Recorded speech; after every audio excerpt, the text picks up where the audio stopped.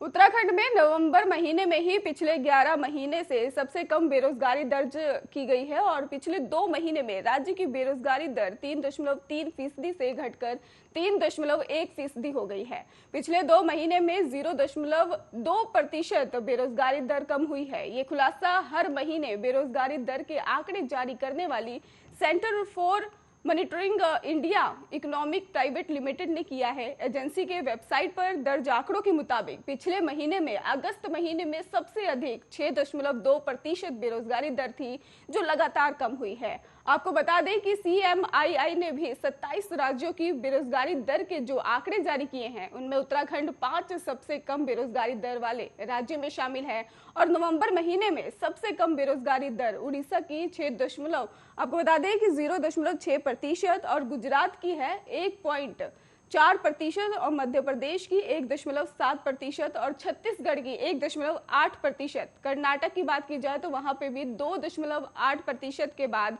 उत्तराखंड की अगर बात कर ले तो 3.1% बेरोजगारी दर आकी गई है। नजदीक आ रहे उत्तराखंड विधानसभा के चुनाव में ही बेरोजगारी सबसे बड़ा मुद्दा है। सत्तारूढ़ बीजेपी भी रोजगार के मुद्दे पर ही भारी दबाव में है और सरकार को 24,000 सरकारी नौकरियां खोलनी पड़ी है। कांग्रेस और आम आदमी पार्टी समेत सभी विपक्षी दल सरकार पर बेरोजगारी की समस्या का समाधान न करने का आरोप लगा रहे हैं और सभी राजनीतिक दलों के चुनाव घोषणा पत्र में भी बेरोजगारी सबसे प्रमुख मुद्दे के तौर पर शामिल होने वाला है।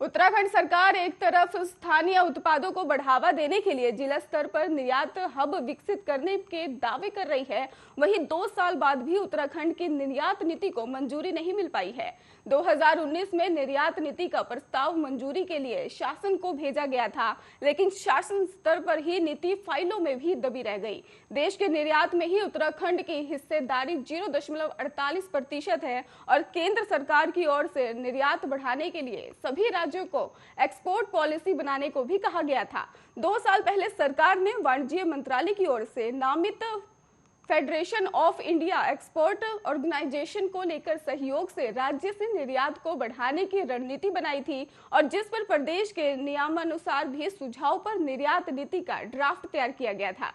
उद्योग विभाग की ओर प्रस्तावित नीति को मंजूरी देने के लिए प्रस्ताव शासन को भेजा गया था और अभी तक इस नीति को मंजूरी नहीं मिल पाई है। औद्योगिक संगठनों की ओर से कई बार सरकार के समक्ष ये निर्यात नीति लागू करने का मुद्दा भी उठाया गया। राज्य से डेयरी, वन संपत्ति और शहद, खाद्य पदार्थ और खनिज उत्पाद, रासायनिक उत्पाद और प्लास्टिक, रबड़, लकड़ी और कपड़ा समेत अन्य उत्पादों का भी निर्यात किया जाता था। और साल अगर 2011 की बात कर ले तो वहां पर भी प्रदेश में हर साल निर्यात में बढ़ोतरी हुई है और कोविड महामारी में भी अप्रैल से अगस्त तक 2020 तक प्रदेश में 8,624 करोड़ का निर्यात हुआ है।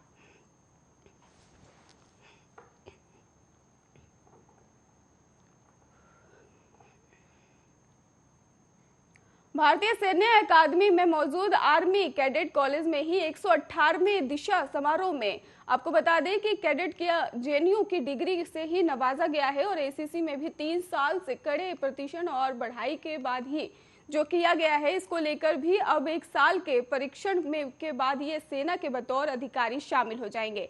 IMA के क्षेत्रपाल सभागर ने भी आयोजित दिशा समारोह में भी commandant limited general Harinder Singh के कैडेट्स जो है उनको समात्व अवार्ड से भी प्रदान किया है। आपको ये भी बता दें कि इसको लेकर भी कमांडेंट ने अफसर बनने के राह पर अग्रसर कैडेटों को भी उज्जवल भविष्य की शुभकामनाएं दी है। उन्होंने कैडेटों को भी याद दिलाया कि ACC ने देश को बड़ी संख्या में ऐसे जाबाज अफसर जो है वो दिए हैं जिन्होंने अपनी क्षमता के बलबूते कई पदक भी जीते हैं, जिनमें न केवल IMA की प्रतिष्ठित फोर्ड अवार्ड ऑनर बल्कि साधारण साहस और बलिदान के लिए भी मिलने वाले परमवीर चक्र, अशोक चक्र जैसे वीरता पदक भी शामिल हैं।